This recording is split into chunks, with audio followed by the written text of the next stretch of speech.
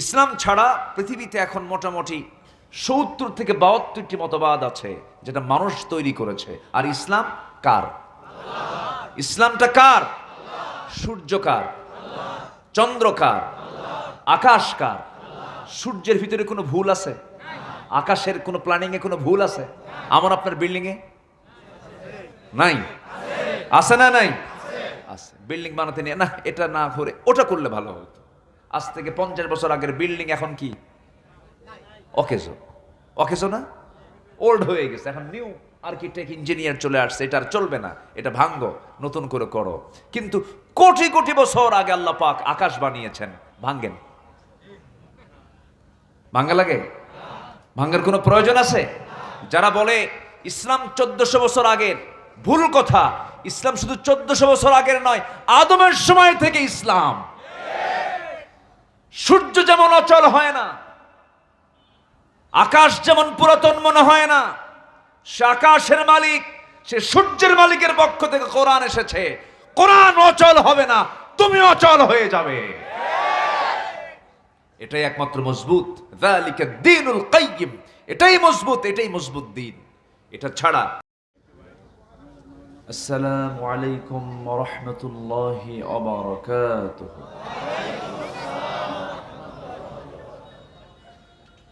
إن الحمد لله الأكرم الذي خلق الإنسان وكرم وعلمه من البيان ما لم يعلم، فسبحان الذي لا يحصى امتنانه باللسان ولا بالقلم. نشهد أن لا إله إلا الله وحده لا شريك له، ونشهد أن سيدنا وحبيبنا ومولانا محمدا عبده ورسوله الذي أرسله بالحق بشيرا ونذيرا وداعيا إلى الله بإذنه وسراجا وقمرا منيرا. فقد قال الله تعالى في كلامه المجيد وفرقانه الحميد: أعوذ بالله من الشيطان الرجيم. بسم الله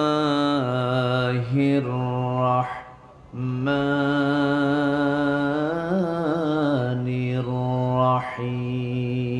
الرحيم. إن الله وملائكته يصلون على النبي يا أيها الذين آمنوا صلوا عليه وسلموا تسليما. اللهم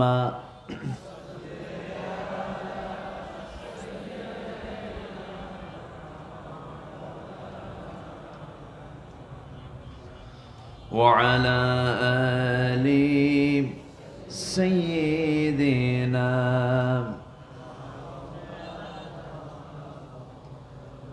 একটু মহব্বত দিয়ে জোরালো কণ্ঠে সবাই নবীর প্রেমে মাতোয়ারা হয়ে বলুন আল্লাহুম্মা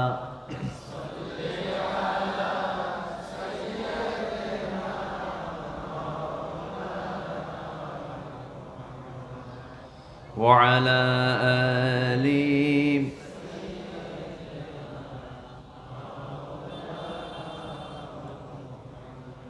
সবাই বলুন বালাগাল উলা বিকামালিহি কাশাফাত তুজা বিজামালিহি হাসনাত জামিউ খিসালিহি সাল্লু। আরবের বুকে মক্কার পরে যেথায় মা আমিনার ঘর, খোদার রহমতে কৌসার হয়ে ঝরছে বারংবার। বালাগাল উলা বিকামালিহি কাশাফাত তুজা বিজামালিহি حسنت جميع خصاله سلوا।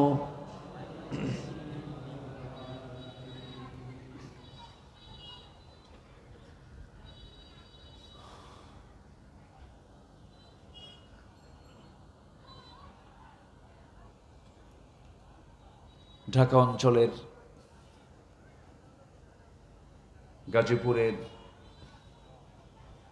গাজীপুর মহানগর ৬ নং ওয়ার্ড জরুন ঈদগাহ মাঠে অনুষ্ঠিত সমাজ কল্যাণ ফি সাবিলিল্লাহ ফাউন্ডেশনের উদ্যোগে বৈষম্য বিরোধী আন্দোলনের সকল শহীদদের রুহের মাগফিরাত কামনার্থে অনুষ্ঠিত এই বৈর আবহাওয়ার মাঝে তাফসীরুল কোরআন মাহফিল 2025 মহৎ আয়োজনের সম্মানিত সুযোগ্য সাহেবে সদর সভাপতি চন্দ্রা দারুল উলুম মাহমুদনগর মাদ্রাসার অনারেবল মুহতামিম মহাপরিচালক আল্লামা ইমদাদুল হক হাফিজাহুল্লাহ কথা বলেছেন প্রথিতযশা আলেমে দ্বীন, আন্তর্জাতিক খ্যাতিসম্পন্ন মুফাসসিরে কোরআন, আমার শ্রদ্ধাভাজন মুহতারাম মাওলানা আল্লামা আব্দুল বাসিত খান হাফিজাহুল্লাহ, উপস্থিত হাজারাত উলামাই কেরাম, ফদলা ইজাম, সুশীল সমাজ, জাতির শ্রেষ্ঠ সন্তান শিক্ষক মণ্ডলী, জাতির বিবেক সাংবাদিক বৃন্দ, সামনে উপস্থিত এই প্রতিকূল আবহাওয়ায় উপস্থিত আমার প্রাণপ্রিয় সম্মানিত দ্বীনি ভাইরা, আড়ালে বসে আছেন শ্রদ্ধেয়া সম্মানিতা মা বোনেরা। আলোচনার সূচনায় আনুষ্ঠানিকতার মধ্য দিয়ে আমার পক্ষ থেকে আবারও দিল খোলা সালাম, আসসালামু আলাইকুম ওয়া রাহমাতুল্লাহি ওয়া বারাকাতুহু। সবাই কেমন আছেন বলুন।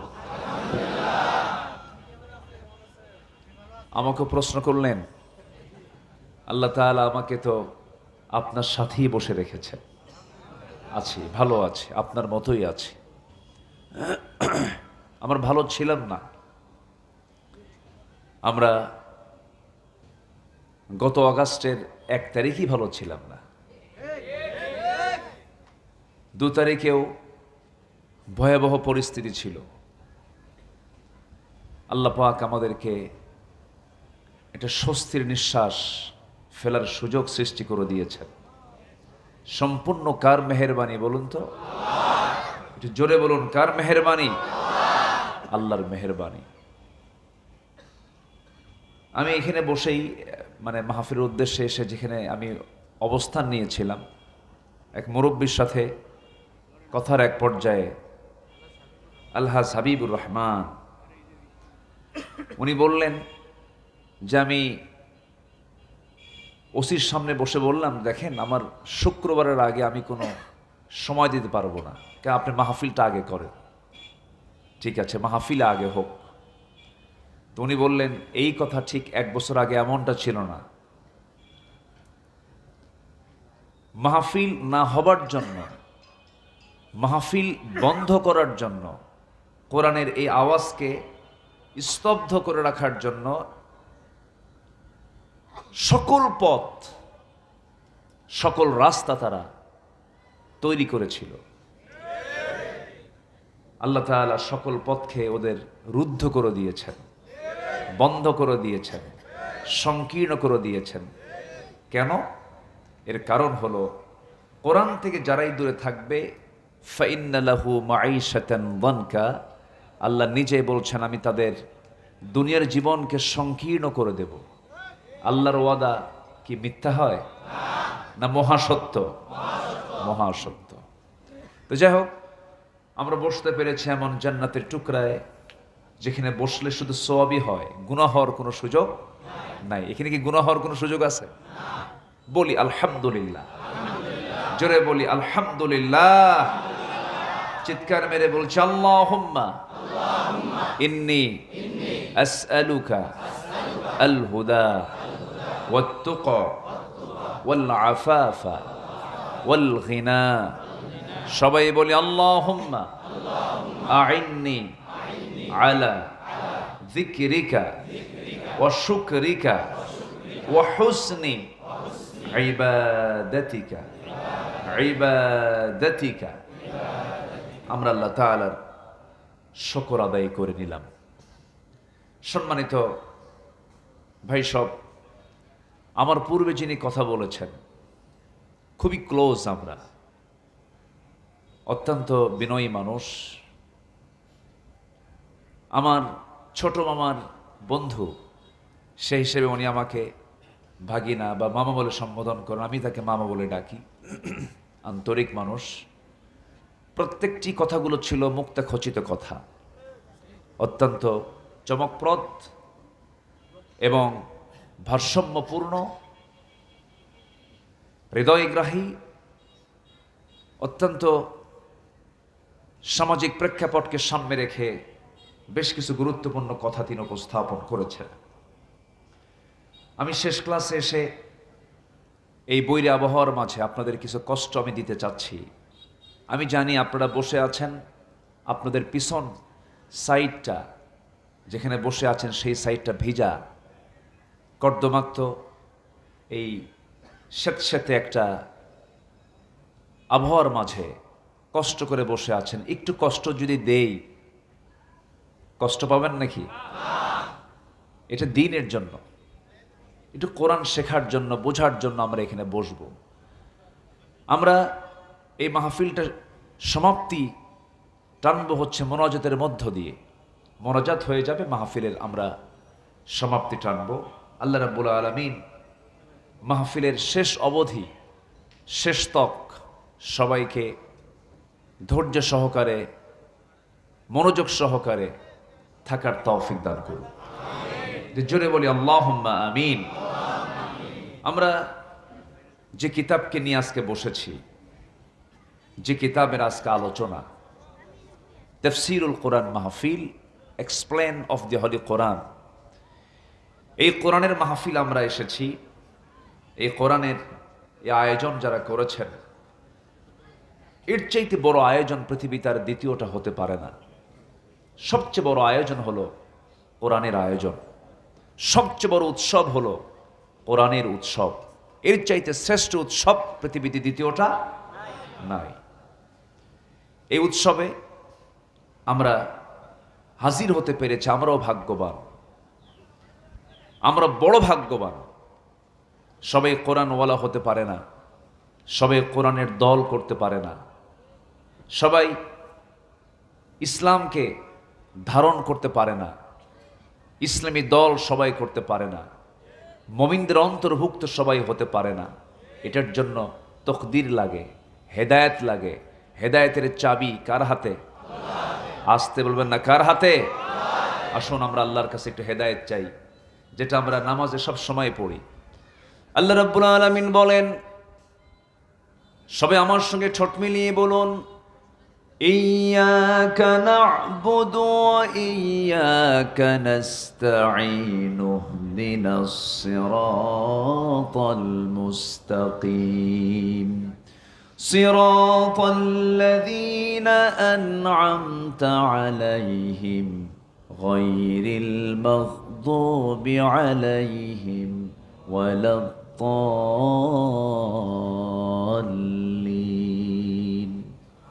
এরপরে যে জোরে বলি আমিন। আয় আল্লাহ তাআলা, তোমারই ইবাদত করি, তোমার কাছে সাহায্য চাই, সরল পথ, সঠিক পথ তুমি আল্লাহ আমাদের দেখায় দাও। তাহলে হেদায়েতের মালিক 16 আনা, 15 আনা না, 14 আনাও না, হেদায়েতের মালিক 16 আনা যিনি, তিনি কে? আসতে বলবেন না, তিনি কে? হেদায়েত আল্লাহর কাছে চাইতে হবে। ইয়াহদি আল্লাহু মান ইয়াশা, আল্লাহ যাকে চান তাকে হেদায়েত দেন। আপনি জোর করবেন, পারবেন না। জোর করে পারেন নাই, আল্লাহ রাসূল পর্যন্ত চেষ্টা করেছেন। চাচা কালেমা পড়েন, আবু তালেব বলেন, মুহাম্মদ জাফররে দিয়ে দিলাম, আলীকে দিয়ে দিলাম, 2 ছেলে আমার, তো তোমার দলই আছে, আমারও যেতে হবে। চাচা লাহা মা কাসাবাত ওয়া লাকুম মা কাসাবতুম, সে যা অর্জন করবে তার, আপনি যা অর্জন করবেন আপনার, আপনার আমলনামা নিয়ে আপনাকে জান্নাতে যেতে হবে। আবু তালেব বলেন, মুহাম্মদ হাসবুনা, আমার জন্য যথেষ্ট, আমার আব্বা আম্মা যা দিয়ে গেছে, অর্থাৎ আমি বাপ দাদার ধর্মের বাইরে যেতে পারবো না। এরকম জাহেল এখন মনে হয় নাই? আসতে বলবেন না, আছে না নাই? বাপ চোরের দল করে গেছে, ছেলেও চোরের দল করবে। বাপ চাঁদাবাজির দল করেছে, সেও চাঁদাবাজির দল করবে। এরকম আছে না নাই? দল বাপ দিয়ে চলবে না, বাপ দিয়ে করা যাবে না। দল বংশীয়ভাবে করলে চলবে না, দল করতে হবে আল্লাহর নির্দেশনা নিয়ে। আল্লাহ যে দল করতে বলেছেন, যে মতে চলতে বলেছেন, যে পথে চলতে বলেছেন, সেই দল এবং সেই মতের পথেই আমাকে চলতে হবে। এর নামই হলো বান্দা। এর নাম কি? বান্দা। আমাদের মাহবুদকে, আর আমরা কার বান্দা? আল্লাহর বান্দা। আমাকে আল্লাহর নির্দিষ্ট পন্থায় চলতে হবে। তো এই কোরআনে কারীমের ভিতরে আল্লাহ তাআলা সবকিছু বলে দিয়েছেন, সবকিছু আল্লাহ পাক এর মধ্যে উপস্থাপন করেছেন। এমন কোন এলেম নাই পৃথিবীর যে এলেমটা এর মধ্যে লুকানো আছে, এর থেকে দূরে আছে। পৃথিবীর এমন কোন জ্ঞান নেই যা এর মধ্যে থেকে বাদ পড়েছে। সব আল্লাহ পাকের মধ্যে তুলে ধরেছেন। এটা হচ্ছে মাদার। এটা কি? মাদার, মূল। এটা সম্মানিত ভাইয়েরা, হেদায়েতের উল্টা পথ যেটা, হেদায়েতের বিপরীত যে পথ, এটাই হলো ভ্রষ্টতা। এটার নাম কি? ভ্রষ্টতা, দলালাহ। আরবিতে কি বলা হয়? দলালাহ। আর কুল্লু দলালাতিন ফিন নার, প্রত্যেকটা ভ্রষ্টতাই জাহান্নামে চলে যাবে। তো হেদায়েতের উল্টা দিক হচ্ছে দলালাহ, ভ্রষ্টতা। তো কোরআনের দৃষ্টিতে ভ্রষ্টতার কারণগুলো কি, আজকে আমি এই বিষয়ে, একদম নতুন একটি বিষয় আমি আজকে চিন্তা করেছি যে আজকে কোন বিষয়ে কথা বলা যায়। তো ভ্রষ্টতার কারণগুলো মোটামুটি আমি কোরআন থেকে খুঁজে খুঁজে একটু বের করে আমার এই ভাঙ্গাচূড়া একটু গবেষণায় 10টা কারণ আমি খুঁজে পেয়েছি। শুনতে রাজি আছেন তো সবাই? কেন, আমরা কি পথভ্রষ্ট হওয়ার জন্য শুনবো?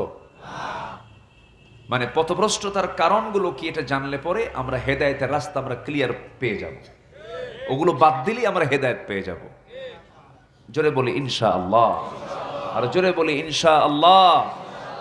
আমরা দুনিয়া নামক স্টেশনে আছি, একটা স্টেশন পার করে আসছি, সেটা হচ্ছে এই দুনিয়াতেই মারপেট নামক স্টেশন। আলেমে বুতুন, মারপেটে ছিলাম আমরা কয় মাস? আসতে বলবেন না, কয় মাস? এতে কোনো সন্দেহ আছে নাকি? 10 মাস ছিলাম।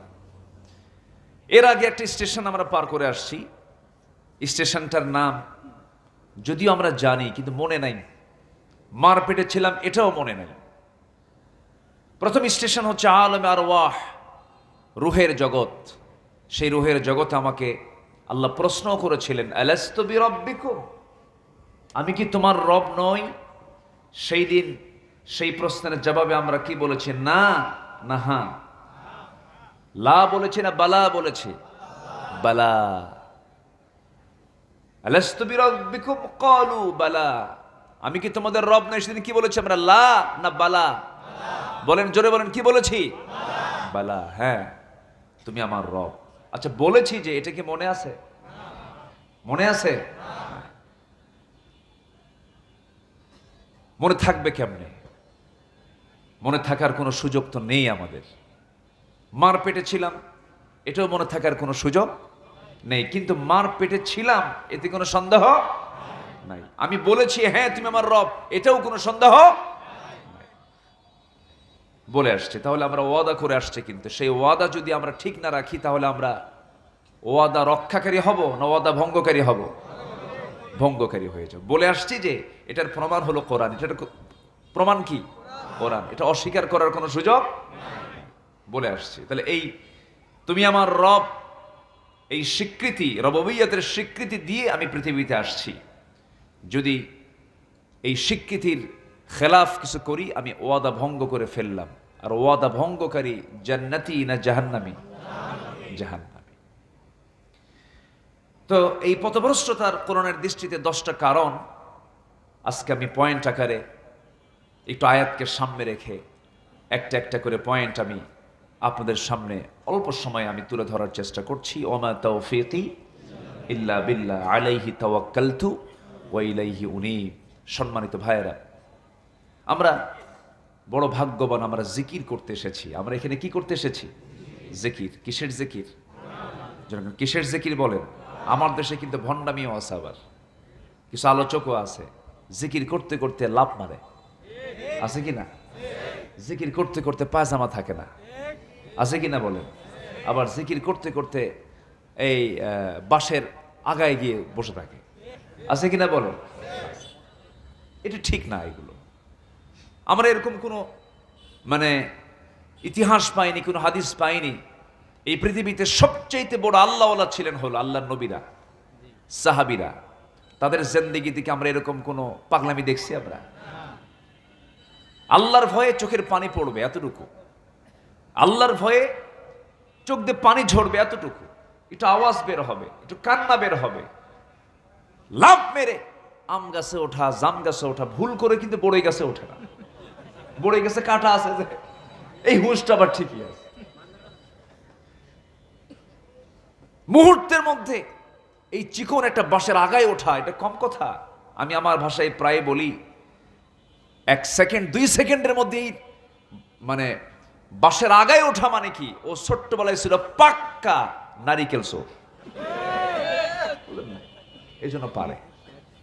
এটা কোনো কৃতিত্ব নয়, এটা আল্লাহর ভয়ের জন্য নয়, এটা আল্লাহর মহাব্বতের জন্য, এটা আল্লাহর জিকিরের জন্য নয়। আল্লাহর জিকির যারা করে তারা প্রকাশ্যে কাঁদে না, তারা আড়ালে কাঁদে, সেজদায় পড়ে কাঁদে।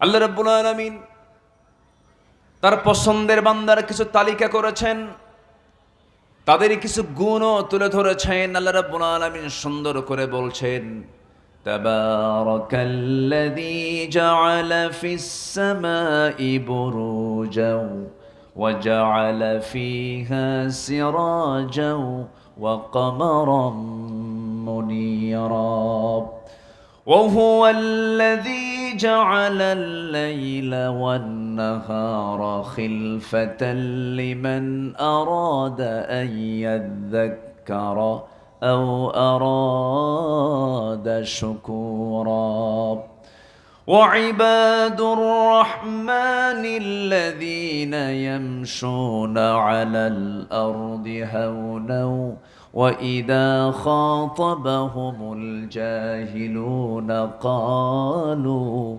سلاما والذين يبيتون لربهم سجدا وقياما আল্লাহর পছন্দের বান্দাগুলো রাত যখন গভীর হয়ে যায় রুকুতে সেজদায় পড়ে ডুকরে ডুকরে কান্দে, চোখের পানিতে যায় নামাজ ভিজে যায় এবং বলে, আল্লাহ ওই ভয়াবহ 7টা জাহান্নাম থেকে তুমি আল্লাহ আমাকে বাঁচায় দাও, আমি তো তোমার জন্য কানলাম।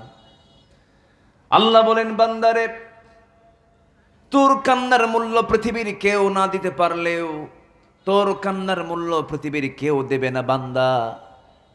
তুই আমার জন্য যদি, শুধু আমার খুশির জন্য যদি, আমার জাহান্নামের ভয়ে যদি, আমার ভয়ে যদি এক ফোঁটা চোখের পানি যদি ফেলতে পারিস, আমি আল্লাহ বলছি আমি তোর জন্য 7টা জাহান্নাম নিভায়া দিয়া আমি তোর জন্য জান্নাত বরাদ্দ করে দেব। কান্নার মূল্য কার কাছে আছে? আসতে বলে, কার কাছে আছে? বইয়ের কাছে? বইয়ের কাছে নাই? আপনাদের বউগুলো এইরকম। স্ত্রীর কাছে স্বামী কান্না করবে, বউ বলবি পুরুষ মানুষ কান্দে নাকি? আবার স্বামীর সামনে স্ত্রী কান্না করবে, স্বামী বলবে মেয়ে মানুষ এরকম কান্দেই। ঠিক কিনা বলে? আবার ছাত্রের সামনে, শিক্ষকের সামনে ছাত্র কাঁদবে, শিক্ষক বলবে পড়াশোনা করবি না এই জন্য কান্দিস। পৃথিবীর মানুষ কান্নার উৎস খুঁজবি, সেই কান্নার কোনো মূল্য দিতে পারবে না। কিন্তু আল্লাহ বললেন, বান্দা তোর কান্নার মূল্য আমার কাছে এত দামি, তোর কান্না যদি শুধু আমার জন্য হয়, তোর জন্য জাহান্নামটা আমি আল্লাহ হারাম করে দেব। অতএব এমনি জায়গায় কান্দা লাভ নাই। যা কাঁদবো আমরা কার কাছে? আসতে বলবেন না, কার কাছে কাঁদবো? কাঁদো বাঙালি কাঁদো। কি কোন মাসে? কোন মাসে? আগস্ট মাসে। কাঁদো বাঙালি কাঁদো। কিসের জন্য কাঁদবো আমরা? আমার পাপের জন্য কাঁদবো। কার কাছে কাঁদবো আমরা? আল্লাহর কাছে কাঁদবো। কোথায়? সে কান্নাকাটি আর নাই, সব চলে গেছে। এমন চুরি করছে, চুরি তো পুকুর চুরি না, করছিল সাগর চুরি। কি চুরি? সাগর। আর কয়েকদিন থাকলে দেশই থাকতো না, সব বন্দোবস্ত হয়ে গেছিল। এটা দ্বিতীয় লন্দব দর্জি। এটা সিকিমকে যেভাবে আমার পার্শ্ববর্তী দেশ অ্যাটাক করেছিল, ঠিক ওই রকম ভাবেই সেকেন্ড লন্দব দর্জির ভূমিকায় তাকে আনতে চেয়েছিল। সম্মানিত ভাইয়েরা, যুবকদের রক্ত আল্লাহ পাক পছন্দ করেছেন। রক্তের বিনিময়ে মজলুম বান্দাদের চোখের পানি যুগ পার হয়ে গেছে। এই কাশিমপুর কারাগারে দিনেতিপাত করেছেন, চোখের পানিতে জায়নামাজ ভিজে গেছে আল্লামা শহীদ দেলাওয়ার হোসেন সাইদ রাহেবাহুল্লাহ। এই তো এই আবহাওয়ায় তিনি 12টা বছর কাটিয়ে দিয়েছেন। এই আবহাওয়ায় আমি এসেই বললাম, আগে হাবিবুর রহমান সাহেবকে বললাম যে এখান থেকে কারাগার কত দূর? বলল, হুজুর আপনার আলোচনার আওয়াজটা কারাগারের লোকেরা শুনতে পাবে। এখন হয়তো বসে আছে ওই জায়গায় দরবেশ বসে আছে, হয়তো না? দরবেশ আছে না ওখানে? লাভ কি হলো? সবার ঘরে ঘরে নাপা আছে। নাপা মানে কি? প্যারাসিটামল। এই নাপা কোম্পানি যেটা বেক্সিমকো, এই বেক্সিমকোর মালিক হাজার হাজার কোটি টাকার মালিক। এত সম্পদ, কত কেলেঙ্কারি আছে তার বিরুদ্ধে, তার জীবনে এত সম্পদ করলো, এত কিছু করলো। এরপরেও আল্লাহ বলছেন, বান্দা আমার কোরআন থেকে দূরে থাকবি, ধরবো। ধরে নাই? আজ থেকে ধরে নাই? আল্লাহ রাব্বুল আলামিন বলেন, ومن أعرض عن ذكري فإن له معيشة ضنكا ونحشره يوم القيامة أعمى। আল্লাহ রাব্বুল আলামিন বলছেন, আমার জিকির থেকে, আমার কোরআন থেকে যে বান্দা নিজেকে গুটিয়ে রাখবে, আমার বিধানকে বাদ দিয়া অন্য বিধানকে যারা মানবে, আমার জিকির বাদ দিয়ে যারা দিল্লির জিকির করবে, রাশিয়ার জিকির করবে, আমেরিকার জিকির করবে। আল্লাহ বলছেন আমি তার জন্য দুনিয়ার জীবনকে সংকীর্ণ করে দেব। সে শান্তি পাবে না। টাকা থাকবে, পয়সা থাকবে, কিন্তু শান্তি নাই। আছে শান্তি? আছে? আছে শান্তি? আছে?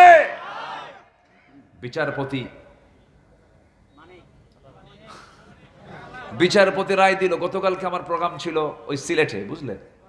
এই জন্য মনে হচ্ছে একটু। সিলেটে মাহফিল ছিল আমার গতকাল, বিয়ানীবাজার কানাইঘাটের পাশে ওই অঞ্চলে।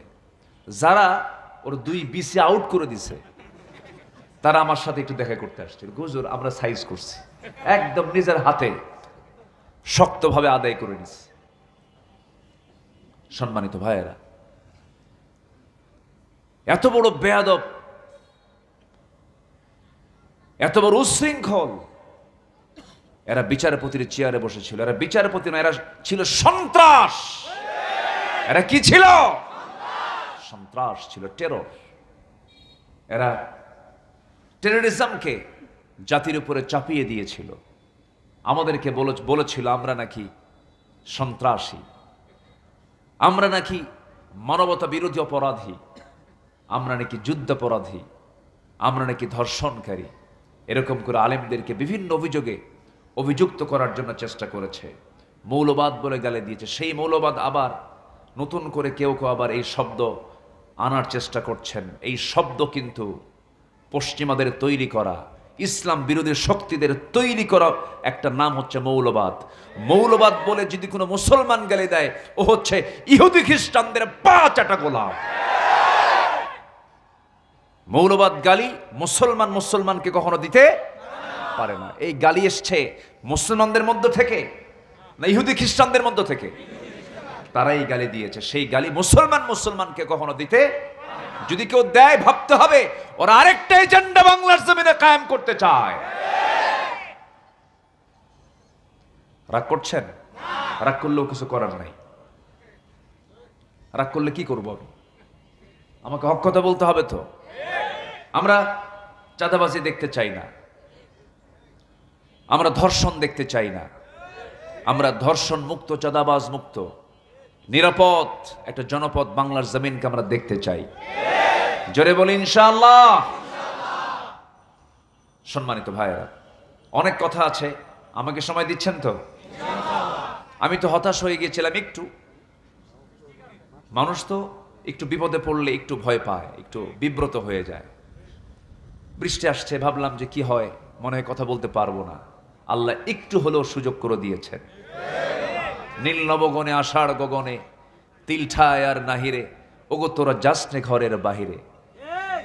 আষাঢ় শ্রাবণের এই ঘন বৃষ্টির মাঝে আপনাদের এই সাহস করে আশাটা প্রমাণ করে আপনারা কোরআনকে আসলেই দিল থেকে ভালোবাসেন।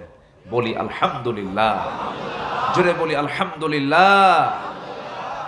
সম্মানিত ভাইয়েরা, সম্মানিত বন্ধুগণ, আমরা দোয়া করি আল্লামা সাইদির গত বছর আগের বছর 14 অগাস্টে তিনি শাহাদাত বরণ করেছেন। মেডিকেল কিলিংয়ের মধ্য দিয়ে পরিকল্পিত নাটক সাজিয়ে তাকে দুনিয়া থেকে বিদায় করা হয়েছে। আমরা তার জন্য দোয়া করি, আল্লাহ পাক তুমি তার কবরটাকে জান্নাতের নূর দিয়ে মুনাফফার করে দাও। জোরে বলি আল্লাহুম্মা আমিন। সম্মানিত ভাইয়েরা, আসুন কোরআনের দৃষ্টিতে ভ্রষ্টতার কারণগুলো কি কি, কারণগুলো কোনটা কোনটা কারণ হতে পারে, আমরা একটা একটা করে একটু বের করার চেষ্টা করি। নাম্বার 1 হচ্ছে কুফর। নাম্বার 1 কি? কুফর। কুফর হচ্ছে ইমানের বিপরীত কাজ, ইমানের উল্টা যেটা, সেটাই হলো কুফর। ইমানদার আল্লাহকে মানে আর কাফির আল্লাহকে মানে না। ইমানদার আল্লাহর বিধানকে মানে আর কাফের আল্লাহর বিধানকে মানে না। এর মাঝে আবার কিছু ইমানদার আছে, তারা বলে আমার ইমান আছে কিন্তু আল্লাহর আইন মানি না। এরকম আছে না নাই বলেন? তাহলে এদেরকে আপনি কি বলবেন? এদেরকে আপনি কি বলবেন বলেন? এই তো ফাইন, সবাই তো মুফতি হয়ে গেছেন, মাশাআল্লাহ। মুফতি হতে হবে তো, ফতুয়া জানতে হবে। ফতুয়া না জানলে বেকায়দা আছে। ফতুয়া না জানা পর্যন্ত আমি ইসলামকে সঠিকভাবে মানতে পারবো না। আমাদের সবাই জানতে হবে, জানা দরকার। নাম্বার 1 হচ্ছে কুফর। আল্লাহ রাব্বুল আলামিন বলেন ইন্নাল্লাযীনা কাফারু সাওয়াউন আলাইহিম আআনযারতাহুম আম লাম তুযিরহুম লা ইউমিনুন। জোরে বলুন আল্লাহু আকবার। সূরাতুল বাকারা আয়াত নাম্বার 6। আল্লাহ বলছেন যারা কুফরি করবে তাদের জন্য সবই সমান সমান। আপনি তাদেরকে ভয় দেখান বা না দেখান, তারা কখনো ঈমান আনবে না। এমন জাতীয় লোক বুঝে আমার দেশে নাই? আসতে বলবেন না, আছে না নাই? আচ্ছা, আমার নবীজি 23 বছর নবুয়তি জিন্দেগীর দায়িত্ব পালন করেছেন। এর মধ্যে 13 বছর কেটেছে মক্কা আর 10 বছর কেটেছে কোথায়? মদিনা। মোট কত বছর হলো? 23 বছর। বেঁচেছেন হলো 63 বছর 9 ঘন্টা। 63 বছর 9 ঘন্টা তার হায়াত ছিল।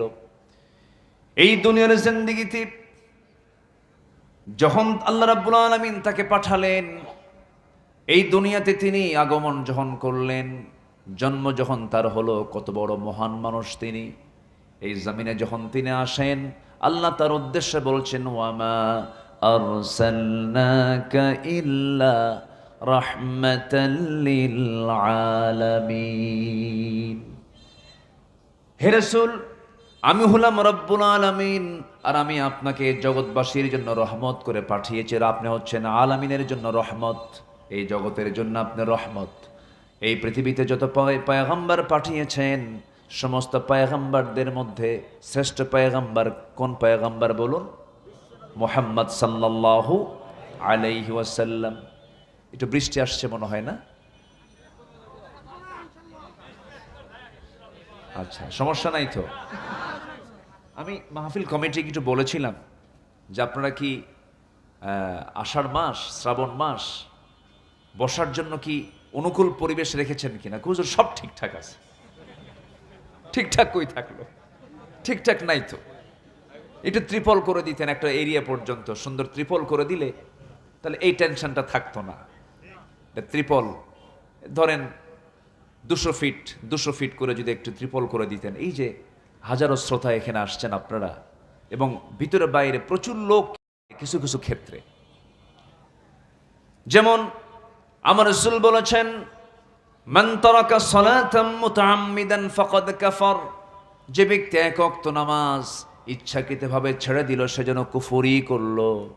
আল ফারুকু বাইনাল মুমিন ওয়াল কাফির তারকুস সালাহ। মুমিন এবং কাফেরের মাঝে পার্থক্য সৃষ্টিকারী হলো নামাজ। আমার বন্ধুগণ, এই জন্য ইমানদার জীব সে কখনো কুফরি করতে পারে না। আল্লাহ রাব্বুল আলামিন আর এই জায়গায় বলছেন আফাতুমিনুনা বিবাদিল কিতাবি ওয়া তাকফুরুনা বিবাদ। তোমরা কিতাবের কিছু অংশ মানবে আর কিছু অংশ মানবে না, তা হবে না। তোমাকে পুরোপুরি মানতে হবে। ব্যক্তিগত জীবনে আপনি ইসলামকে মানবেন, রাজনৈতিক জীবনে মানবেন না। নামাজে আপনি ইসলামকে মানবেন, সমাজে আপনি ইসলামকে মানবেন না। নামাজে আপনি ইসলামকে মানবেন, আপনি ব্যবসায় ইসলাম মানবেন না।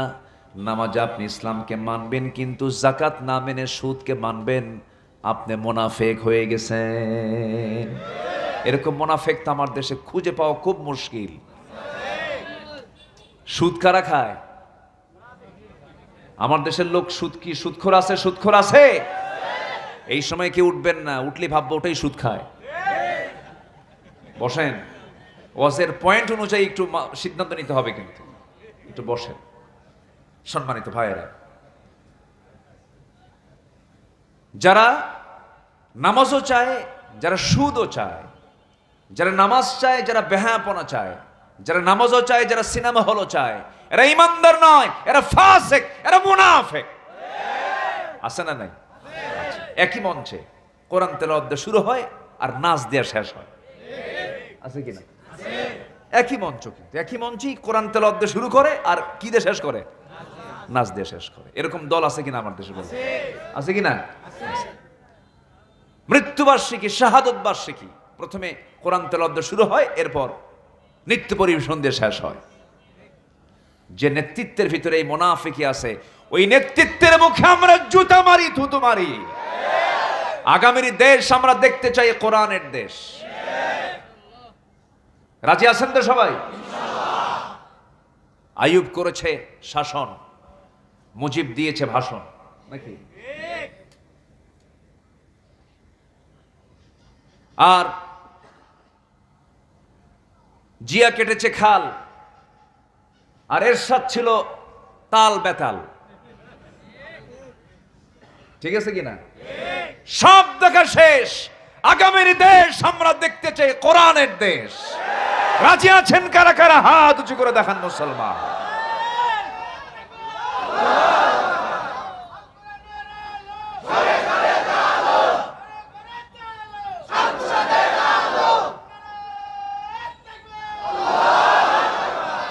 আল্লাহ কবুল করুন, জোরে বলি আমিন। আমার নবীজির 23 বছরের জিন্দেগিতে কি রাষ্ট্র পদ্ধতি ছিল? রাষ্ট্র পদ্ধতি ছিল, রাষ্ট্র ব্যবস্থা ছিল। তাহলে ইসলামের রাষ্ট্র ব্যবস্থা আছে না নাই? আমাদের এখন সবচেয়ে বড় চ্যালেঞ্জ হলো আগামীর দিন আমরা সবার আগে রাষ্ট্র সংস্কার দেখতে চাই। 54 বছর দেখেছি, সব দেখা শেষ করেছি আমরা। কেউ 16 বছর, কেউ 24 বছর, কেউ 9 বছর, সব দেখে শেষ করেছি আমরা। কেউ সম্পদ দেশে রাখে নাই। আমার দেশের শ্রমিকরা হাড় ভাঙ্গা পরিশ্রম করে, কৃষকরা দেশের অর্থনীতিকে সমৃদ্ধ করেছে।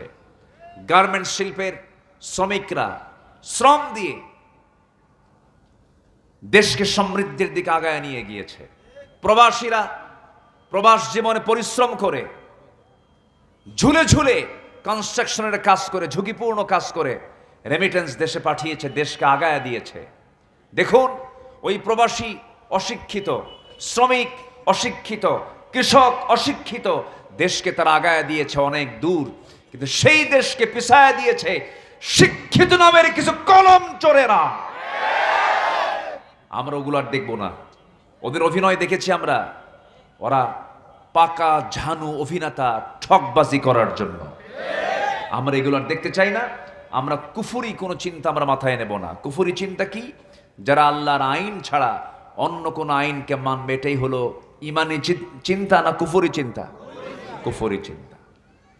আল্লাহ রাব্বুল আলামিন বলেন, ফামান ইয়াকফুর বিত-তাগুতি ওয়া ইউমিন বিল্লাহি ফাকাদ ইসতামসাকা বিল উরওয়াতিল বুসকা লান ফিসামা লাহা। জোরে বলুন আল্লাহু আকবার। আগে তাগুতের কাফের হতে হবে, তাগুতকে আগে অস্বীকার করতে হবে, তাগুতকে অস্বীকার করার পরে এরপর ঈমান আনতে হবে। আল্লাহ আগে বলছেন তাগুতকে আগে ছাড়ো, ফেরাউনকে আগে ছেড়ে দাও, নমরুদকে আগে ছেড়ে দাও, ওদের অপকর্ম আগে ছাড়ো। নমরুদ, ফেরাউন, এরা সব ছিল তাগুত। এই পৃথিবীতে সর্বপ্রথম হত্যা রাজনীতি যে প্রথম চালু করেছিল সেটাই হলো ফেরাউন। সেই ফেরাউনের সেই অনুসৃত পন্থা এখনো আছে না নাই? বলেন, এখনো আছে না নাই? এখনো আছে। এই জন্য আগে কুফরি মতবাদকে ছাড়তে হবে। ভ্রষ্টদের 1 নম্বর কারণ হলো কুফরি করা। কুফরির কাছে আমরা যাব না। আল্লাহ রাব্বুল আলামিন বলছেন, যে বান্দা কুফরি করে দুনিয়া থেকে বিদায় নেবে সে ব্যক্তি জান্নাতের গন্ধ পাবে না। আল্লাহ রাব্বুল আলামিন আরেক জায়গায় বলছেন, ওয়া মাইয়াবতাগি গায়রাল ইসলামি দীনান ফালাই ইউকবালা মিনহু ওয়া হুয়া ফিল আখিরাতি মিনাল খাসিরিন। জোরে বলুন আল্লাহু আকবার। যে ব্যক্তি নামাজ পড়লো, রোজা রাখলো, টাকা আছে হজ করলো, টাকা আছে যাকাত দিল, মসজিদ বানালো, মাদ্রাসা বানালো, লম্বা দাড়ি রাখলো, জুব্বা খান পরলো, চেহারা দেখে মনে হয় জিব্রাইলের মতো, কিন্তু দল হিসাবে ইসলামকে বাদ দিয়ে অন্য কোনো দলকে গ্রহণ করলো। আল্লাহ রাব্বুল আলামিন বলছেন, যত কিছুই করুক না কেন আমি আল্লাহ তার কোনো প্রাপ্তি আমার কাছে রাখি নাই, তার জন্য আছে জাহান্নাম। যেরকম নাউযুবিল্লাহ। তাহলে আমাকে কুফরি মতবাদকে ছাড়তে হবে। ইসলাম ছাড়া যা পৃথিবীতে মতবাদ আছে সব কি মতবাদ বলেন? কি মতবাদ বলেন? কুফরি মতবাদ। বান্দা কখনো শান্তি পেতে পারে না। আমার নবী যে সমাজে জন্ম নিয়েছিলেন সেই সমাজ ব্যবস্থা খুব ভালো ছিল নাকি? শুধু কি খারাপ না মহা খারাপ? মহা খারাপ। তবে আমরা তার সে কোনো অংশ কম না। আমরা একটু তুলনা করি, একটু আস্তে আস্তে যাচ্ছি। কিন্তু মাঝে মাঝে আপনারা ছাতা মারতেছেন, আবার বন্ধ করছেন না, সমস্যা নাই। সবার হাতে হাতে ছাতা দিয়ে দেন কমিটির ভাইরা, অন্তত না জাগতাও। আছেন তো? বলি আলহামদুলিল্লাহ। জি, খুবই সুন্দর, আপনারা ধৈর্য সহকারে শুনতেছেন। আগের যুগে যে জাহালাতটা ছিল সেটা ছিল ওল্ড ভার্সন, ওল্ড জাহেলিয়াত। আর এখন হচ্ছে নিউ জাহেলি, নিউ ভার্সন। আগে মানুষ মেরে ফেলতো, টুকরা টুকরা করতো না, মারছে মেরে ফেলছে। আর এখন মারে আবার টুকরা টুকরা। সেদিন কোথায় যেন দেখলেন 49 টুকরা করছে। কয় টুকরা? 49। আগের যুগে ধর্ষণ হতো, জেনা হতো, কিন্তু মরা লাশ কবর থেকে তুলে ধর্ষণ হতো না। আগের যুগে ধর্ষণ হতো, 3 বছরের শিশু ধর্ষণ হতো না। তাহলে কি এই জাতি কি কোন অংশ কম? আলহামদুলিল্লাহ। কি কবেন? বলেন, কি বলবেন? জোরে বলেন, আরো জোরে বলেন। গত বছর মাহফিল ছিল আমার, চট্টগ্রাম একটা মাহফিল ছিল। আলোচনা শুনলো মানুষ, চোখের পানি ফেললো মানুষ। দোয়া শেষ করে দেখি মঞ্চের কোনায় রাখছে জুতা, আমার জুতা নাই। কি কথা কি বুঝতেছেন? আমার মনে হয় পৃথিবীতে 200 রাষ্ট্রের মধ্যে একটা রাষ্ট্রে আছে বাংলাদেশ, যে দেশে জুতা পর্যন্ত থাকে না। মসজিদে জুতা রাখার জায়গা সব জায়গায় আছে, মক্কায় আছে, মদিনাও আছে, কিন্তু সামনে না। ওটা একটা সাইডে রেখে, নাম্বারে রেখে এখান থেকে অনেক দূর চলে যায়, 1 কিলোমিটার দূরে চলে যায় জুতা। ওই জায়গায় একটা নাম্বার রাখলি, ওই জাস্ট কি খুঁজে পাওয়ার জন্য সেখানে জুতা রাখার জায়গা, চোরের জন্য না। আর আমার দেশে জুতা রাখার জায়গা কি রক্ষা করার জন্য? জুতা রক্ষার জন্য, চোর থেকে বাঁচার জন্য। আবার এক মসজিদে দেখি জুতা রাখার জায়গা ওটা শুধু খোলা রাখে না, ওটা তালা সিস্টেম করছে। মানে যার যে জুতা রাখবে ওখানে মানে চাবি রাখছে, চাবি সিস্টেম, লক দিয়ে ওই চাবিটা হাতে নিয়ে নামাজ শেষে আবার তালা খুলে জুতা নিয়ে যাবে। এই হচ্ছে আমার দেশের মানুষের সিচুয়েশন, সম্পদের নিরাপত্তা। জুতা যদি একবার ভুল করে আপনার পিছনে রেখে, হয়তো ভালো একটা জুতা কিনেছেন এক জোড়া, পিছনে রেখে যদি নামাজে যান, নামাজ হওয়াই কঠিন। রুকুতে যে তসবিহ হবে না, খেলে মনে মনে করবেন জুতা আছে তো। এই হচ্ছে অবস্থা। সম্মানিত ভাইয়েরা, আমরা কোন সমাজে বসবাস করছি? যে সমাজে নিজের পিতার সামনে, পিতার কাছে নিজের মেয়ে সন্তান নিরাপদ নয়। মাহরাম বাবা, মেয়ে তার কাছে নিরাপদ নয়। এতটাই জাহেলিয়াত আমাদেরকে জেগে বসেছে। মেয়ে বাধ্য হয়ে আইনের শরণাপন্ন হয়ে বলছে, আমার বাবার বিরুদ্ধে আমি মামলা করতে এসেছি, আমার বাবা আমাকে ধর্ষণ করে। কোথায় আছেন? এটার কারণগুলো কি একটু খুঁজে বের করা দরকার। আইএমএ জাহেলিয়াতের যুগে, যে যুগে রাসূল এসেছিলেন, সেই যুগে কন্যা সন্তান জন্ম নিয়েছে। কেন? শুধু কন্যা সন্তান হয়ে জন্ম নিয়েছে এই জন্য হত্যা করা হতো। বিআইয়ি যামবিন কুতিলাত, কোন অপরাধে হত্যা করা হলো? রাসূল সেই যুগে জন্ম নিয়ে বললেন, যার ঘরে একটা মেয়ে তার জন্য একটা পৃথক জান্নাত। আমি রাসূল 4 কন্যা সন্তানের বাবা। আল্লাহু আকবার বলবেন না? আমার নবীজি যেই যুগে জন্ম নিয়েছিলেন সেই যুগটাও বড় নোংরা ছিল, বড় সভ্য ছিল, বর্বর ছিল। সেই সমাজটাও কিন্তু ভালো ছিল না। নিজের সন্তান হয়ে নিজ মাকে বিয়ে করত, নাউজুবিল্লাহ বলেন। বাবা বিয়ে করেছে, সৎ মা ছেড়ে দিয়েছে, সেই সৎ মাকে সন্তান নিয়ে এসে ঘরে তুলতো বউ বানায়া। এত অসভ্য তারা ছিল। সে অসভ্য জাতিগুলোকে, শততা বিভক্ত জাতিকে, যারা শুধু মূর্তি পূজা করত, তারা ছিল পৌত্তলিকতা প্রীতি তাদের মধ্যে ছিল 16 আনা। এই জাতিকে তাওহীদের পথে নিয়ে আসছেন অন্য কোনো তন্ত্রমন্ত্র দিয়ে নয়, একমাত্র সফলতা পেয়েছেন তিনি কোন কিতাব দিয়া? পথভ্রষ্টতার কারণ 1 নাম্বার বলেছি কুফুর। সেই কুফুর থেকে রাসূল তাওহীদের দিকে কোরআন দিয়ে চেষ্টা করেছেন। আল্লাহ রাব্বুল আলামিন তার রাসূলকে জানাচ্ছেন, আমি কেন দিয়েছি আপনাকে কোরআন? লিতুখরিজান নাসা মিনাল যুলুমাতি ইলান নূর।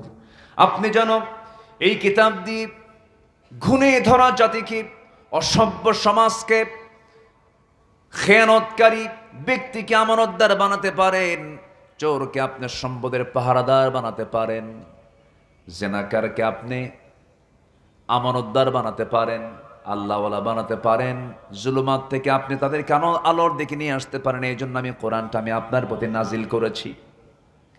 একজন সাহাবী নবীর সামনে মরা চেহারা নিয়ে, কাঁদা কাঁদা চেহারা নিয়ে নবীর সামনে বসে আছেন। সুন্দর চেহারার অধিকারী সেই সাহাবী হাঁটু গেড়ে দিয়ে নবীর সামনে বসে আছেন, মুখে তার কোনো হাসির কোনো ছাপ নাই। রাসূল বলছেন, সাহাবী মনক্ষুণ্ণ কেন, কি হয়েছে? ইসলাম কবুল করেছে এজন্যই তোমার মনে হয় মন খারাপ হয়েছে? হুজুর না, আমি দিন গ্রহণ করেছি, আমি তো বড় ভাগ্যবান, আমি কালিমাওয়ালা হয়েছি, কালিমাপন্থী হয়েছি, দিনটাকে বুঝতে পেরেছি। কান্দো কেন, কি হয়েছে তোমার, মন খারাপ কেন? ইয়া রাসূলুল্লাহ, আপনি বলেছেন যে ব্যক্তি দিন গ্রহণ করবে, দিন গ্রহণ করার কারণে তার আগের সমস্ত গুনাহগুলো মাফ হয়ে যায়। কিন্তু আমার মন বলছে হুজুর, দিন গ্রহণ করেছে কিন্তু একটা অপরাধ আমার বারবার, সেই অপরাধ বোধটা বারবার মনে হচ্ছে, অপরাধের কথা বারবার আমার মনে হচ্ছে। আমার মনে হয় সকল গুনাহ মাফ হলেও এই গুনাহটা আল্লাহ পাক আমার মাফ করবেন না। আমার নবীজি যখন কেউ কথা বলতো, রাসূল চুপ করে শুনতেন। আমার নবীজি শুধু বলতেন না, শুনতেন, বলতেন, শুনতেন, বলতেন। মানুষকে বসার সুযোগ দিতেন, কথা বলার সুযোগ দিতেন। এমনকি গরিব মানুষগুলো, অসহায় মানুষগুলোর পাশে রাসূল আরো বেশি টাইম দিতেন। আমার রাসূল বললেন, সাহাবী কেন তোমার মন খারাপ, কি জন্য তুমি কান্দো, কোন গুনাহ তোমার মাফ হবে না, বিস্তারিত বলো আমি শুনি। আমার নবীজির এমন সময় যেত ঘন্টার পর ঘন্টা রাসূল চুপ থাকতেন, কথা বলতেন না, শুধু কথা শুনতেন।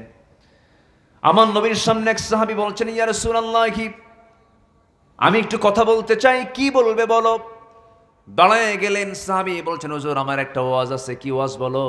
হুজুর জাহেলি যুগের ওয়াজ। কি ওয়াজ বলো? হুজুর জাহেলি যুগে আমি একটা মূর্তির পূজা করতাম, সেই মূর্তিটা যত্ন করতাম, বুকে রাখতাম, পেটে রাখতাম, সবসময় তাকে যত্নের সাথে সম্মানের সঙ্গে আমি তাকে রাখতাম, ভাগ্যের প্রতীক মনে করতাম, যেখানে যেতাম সঙ্গে করে নিয়ে যেতাম। একদিন লম্বা সফরে বের হলাম, হঠাৎ করে লম্বা সফরে যেতে নিয়ে আমার শৌচকার্যের প্রয়োজন হলো, আমার প্রকৃতির ডাকে সাড়া দেওয়ার প্রয়োজন হলো। এই দেবতা আমি রাখবো কোথায়, মূর্তি আমি রাখবো কোথায়, এই চিন্তা করে আমি খুঁজলাম ভালো একটা জায়গা কোথায় পাওয়া যায়। উঁচু একটা জায়গায় রাখলাম, টিলাতে রাখলাম, উঁচু টিলার উপরে রেখে আস্তে করে আমি আড়ালে চলে গেলাম। আড়ালে গিয়ে শৌচকার্য কমপ্লিট করলাম। শৌচকার্য কমপ্লিট করে হুজুর এসে দেখি আমার সেই দেবতার আপাদমস্তক মাথা থেকে পা পর্যন্ত ভিজা।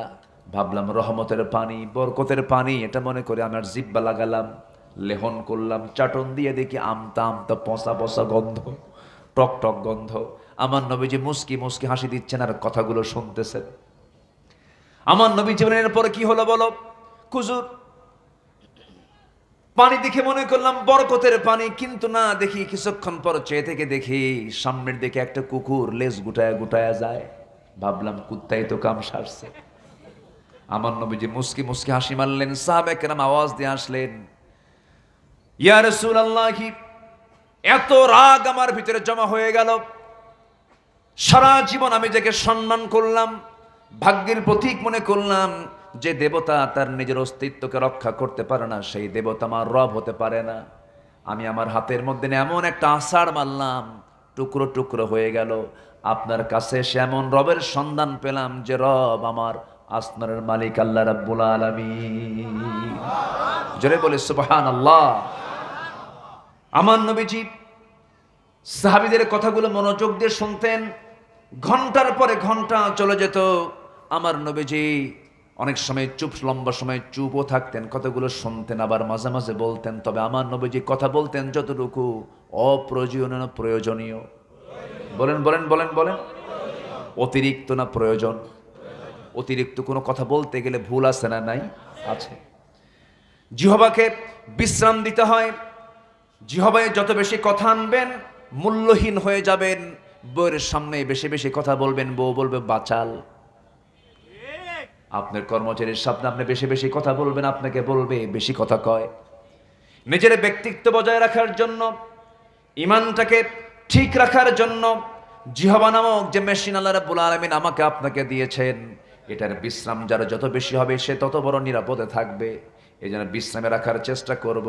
যতটুকু কথা বলবো সেই কথাগুলো হবে অপ্রয়োজন না প্রয়োজন? প্রয়োজন। আমার নবীজি বললেন, সাহাবী বলো কি হয়েছে তোমার? হুজুর, আমি এমন একটা অপরাধ করে ফেলেছি, মনে হয় অপরাধটা আমার মাফ হবে না। কি করেছে বলো? হুজুর, নিজের হাতে নিজের মেয়েকে খুন করেছি। রাসূল বলেন, আমি শুনেছি, কিন্তু আমি তোমার কাছ থেকে আজ একটু শুনতে চাই, বলো তো, লম্বা করে একটু বলো। নবীজি শুনতেছেন, বসে আছেন। এবার তিনি বলছেন, হুজুর, বিয়ে করলাম, বাচ্চা পেটে আসলো বইয়ের। বললাম চলে যাও মায়ের বাড়ি, ছেলে হলে নিয়ে আসবে, মেয়ে হলে জীবন্ত পুঁতে হত্যা করবে। পাঠায়া দিলাম। আমি তাকে আলটিমেটাম, চূড়ান্ত কথাটা বলে দিলাম। বউটা আমার চলে গেল, সন্তান ডেলিভারি হলো। পরের দিন আমি তাকে জিজ্ঞাসা করলাম, সন্তানের খবরটা কি? আমাকে জানানো হলো সন্তানটা মৃত হয়েছে। এইদিকে সন্তানটা সেরনা হয়ে মেয়ে সন্তান হয়েছে। এই মেয়ে সন্তানটাকে আমার চোখে আড়াল করে, মা মোহব্বতের পরিমাণটা বেশি। হুজুর, আমাকে আড়াল করে সন্তানটা ধীরে ধীরে অন্যের বাড়িতে ধীরে ধীরে বড় করেছে। 5-6 বছর বয়স হয়ে গেছে, জানতেই পারি নাই। হঠাৎ করে আমার একদিন দৃষ্টিগোচর হলো, আমার সামনে ধরা পড়ে গেছে। আমার হাতে আমার মতোই হাত, আমার মতো কপাল, আমার মতো চোখ, আমার মতো চেহারা, আমার মতোই চুলটুল। সন্দেহ হলো, চট করে ধরলাম, শক্ত করে ধরে বউয়ের সামনে হাজির করে বললাম, সত্যি করে বলো তো, সন্তানটা কার? আমার স্ত্রী চোখের পানি ফেলতে ফেলতে বলছে, স্বামী আমার, আপনার তথ্য কেমন করে গোপন করবো? আপনার তো সন্তান, এই তথ্য আমার কি গোপন করা যায় নাকি? সন্তান আমাদের ঔরস থেকে এসেছে, মিথ্যা বলেছিলাম, কিচ্ছু বললাম না, অভিনয় শুরু করলাম। হুজুর, আমার প্রচন্ড রাগ হয়ে গেল জাহালাতের কারণে, ওই সামাজিক প্রেক্ষাপটের কারণে। আমি ভিতরে ভিতরে খেপলাম, কিন্তু বউকে বুঝতে দিলাম না। সন্তানটাকে মারবো কখন, এই মেরে ফেলার আমার ভিতরে জেদ তৈরি হয়ে গেল। আমি খুনির কাতারে চলে গেলাম। শেষ পর্যন্ত অভিনয় করে মেয়েটাকে বললাম, মা, আমি তোমার বাবা, আমি তোমাকে আদর করে তোমার নানির বাড়িতে নিয়ে যাব।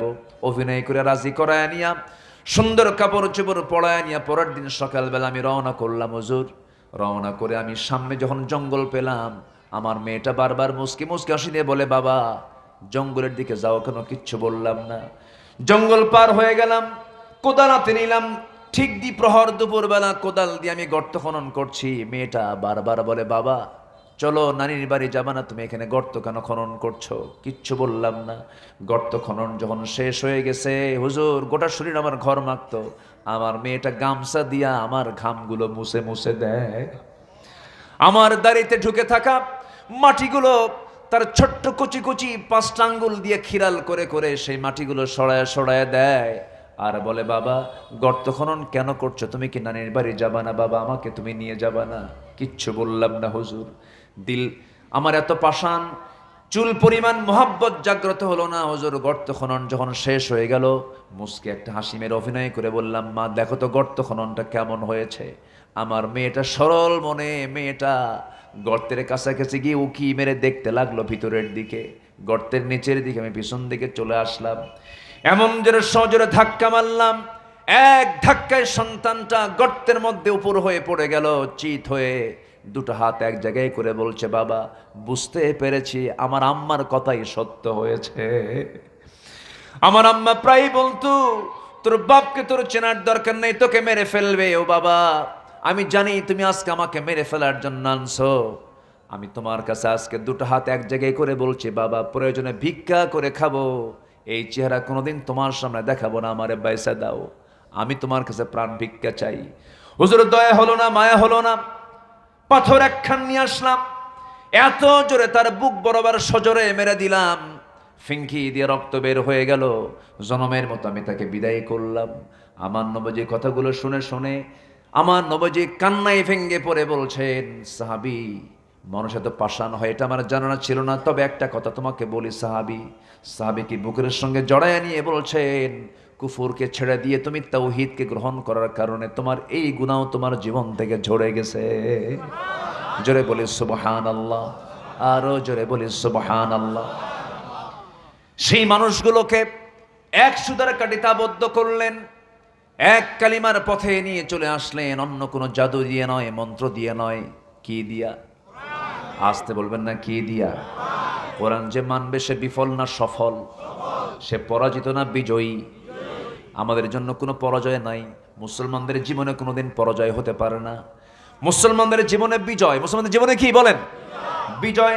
আল্লাহ রাব্বুল আলামিন বলেন, কেন বিজয়? আল্লাহ রাব্বুল আলামিন বলছেন, ইউকতাল ফাসাউফা নুতিহি আজরান আযীমা, ইউকতাল আও ইয়াগলিব ফাসাউফা নুতিহি আজরান আযীমা। নিহত হও অথবা বিজয়ী হয়ে যাও, আমি আল্লাহ তোমাকে বিশাল পুরস্কারে পুরস্কৃত করব। জোরে বলি সুবহানাল্লাহ। আমার ভাইয়েরা, কোরআনের দৃষ্টিতে পথভ্রষ্টতার 10টা কারণ আছে, এর মধ্যে একটা কারণ কেবল বললাম, আরো আছে 9টা কারণ। নাম্বার 2 হলো শিরিক করা। কি করা বলেন? শিরিক করা। আল্লাহ রাব্বুল আলামিন বান্দাকে ক্লিয়ার কনসেপ্ট জানিয়ে দিয়েছেন, বান্দা যত গুনাহ আছে সব গুনাহ আমার মাফের আওতায় আছে, মাফ করতে পারি, কিন্তু আল্লাহ তো শিরিক বিশাইআন, আমার কাছে তুমি শিরিক নামার সামনে হাজির হইও না। শিরিক নিয়ে যদি হাজির হও, আমি তোমাকে জাহান্নামের মধ্যে প্রবেশ করাবো, আমি তোমাকে জাহান্নামে নিক্ষেপ করব। শিরিক মুক্ত হয়ে আমার কাছে আসো। আল্লাহ রাব্বুল আলামিন বলছেন, ওয়া মান ইউশরিক বিল্লাহ ফাকাদ হারামাল্লাহু আলাইহিল জান্নাহ। যে ব্যক্তি শিরিক করবে তার জন্য জান্নাতটা বাজেয়াপ্ত হয়ে যাবে। আল্লাহ রাব্বুল আলামিন আরেক জায়গায় বলছেন, আমি তোমার সকল গুনাহকে মাফ করব, কিন্তু শিরকের গুনাহ মাফ করা হবে না।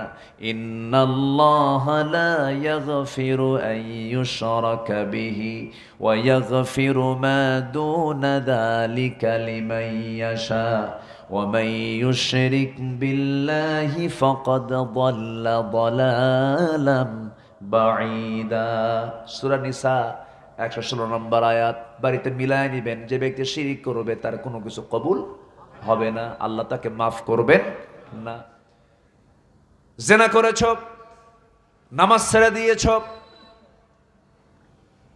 অন্যান্য গুনাহ করেছ, অন্যান্য পাপ করেছ, হয়তোবা মাফ হতে পারে, কিন্তু শিরিকের গুনাহ করে আমার সামনে হাজির হবে, আমি তোমাকে মাফ করব না। কার কথা বলেন? আসতে বলবেন না, কার কথা? যে ব্যক্তি অথবা যে দল আল্লাহর দল ছাড়া অন্য কোনো দল করবে, যে ব্যক্তি আল্লাহর দল ছাড়া অন্য কোনো দলে যে ব্যক্তি বিশ্বাস স্থাপন করবে, সেই মুশরিক। আমার কথা কি বুঝতেছেন আপনারা? দল করতে হবে কার? আরো জোরে কার? আরো জোরে কার? আল্লাহর দল ছাড়া অন্যের দল করলে পরে এই দল করার কারণে সেই ব্যক্তির পরিচয় হবে কি বলেন? মুশরিক। কি পরিচয় হবে? মুশরিকের জন্য জান্নাত না জাহান্নাম? আমি কি শেষ করে দেব? আলোচনা চালাবো আলোচনা? জোরে বলি ইনশাআল্লাহ। সবাই থাকেন। উনি আমাকে শেষ করতে বলেননি, একটু থাকেন, একটু সময় দেন আমাকে। 2 পয়েন্ট চলে গেল, একটা হচ্ছে কুফর আর একটা হচ্ছে শিরক। শিরকের অনেক লম্বা ব্যাখ্যা আছে, ব্যাখ্যার দিকে গেলে পরে আমি 10টা পয়েন্ট আমি আবার কথা বলতে পারবো না। এটা তো কোরআনের ক্লাস, এই ক্লাস আমরা এসেছি, ক্লাসটা আমরা একটু হলেও সংক্ষিপ্ত করে আমরা শেষ করে বিদায় নেব। জোরে বলি ইনশাআল্লাহ। প্রত্যেক ভাই, একটা ভাইও উঠবেন না, আমি শুরুতেই কিন্তু বলে দিয়েছি, সেটা হলো আমরা শেষ করব দোয়ার মধ্য দিয়ে। আমরা শেষ পর্যন্ত আমরা সবাই থাকব। জোরে বলি ইনশাআল্লাহ। নাম্বার 3, দুনিয়ার প্রতি অত্যাধিক মোহ, দুনিয়ার প্রতি অত্যাধিক মায়া, মোহ, এটাও পথভ্রষ্টতার অন্যতম একটা কারণ। নেতৃত্বের মোহ আছে না নাই বলেন তো? নেতৃত্বের লালসা আছে না নাই? আছে। নিজের দলীয় পদ টিকে রাখার জন্য প্রতিপক্ষকে গুলি করে হত্যা করে এমন নেতা নাই তো? একই দল করে, একই দল, ও যে দল করে সেও সে দল করে, একই দলের একই চেতনার মানুষ একজন আরেকজনকে খুন করছে। এই বিগত একটা বছরে একটা দলের, একই দলের ব্যক্তির আঘাতে আরেক ভাই দুনিয়া থেকে বিদায় নিয়েছে, প্রায় শতাধিক পার হয়ে গেছে। কেন? এটার মূল কারণ হলো পথভ্রষ্টতা। পথভ্রষ্টতার কারণেই এই সিচুয়েশনটা হতে পারে। যে ব্যক্তি অন্য কাউকে হত্যা করবে অন্যায়ভাবে, আল্লাহ বলছেন সেজন্য গোটা পৃথিবীর মানুষকে সে হত্যা করলো। ফাকাতালান নাসা জামিআ। সবচেয়ে বড় অপরাধ হচ্ছে মানুষকে হত্যা করা। এই হত্যা আমার দেশে এখন কঠিন ব্যাপার না সহজ ব্যাপার? কঠিন ব্যাপার না সহজ ব্যাপার? সহজ। কারণ সহজ কেন হয়েছে? আইনটা কঠিন না হওয়ার কারণে। আইন যদি কঠিন হতো, আইন যদি শক্ত হতো, আজকে হত্যা এত সহজ রূপ নিত না। কারণ হত্যা করলে তো জামিন পেয়ে যায়, হত্যা করলে তো তার জামিন হয়ে যায়, তার ফাঁসির অর্ডার হয় না। এমন জাতীয় বহু রেকর্ড আমার দেশে আছে না নাই?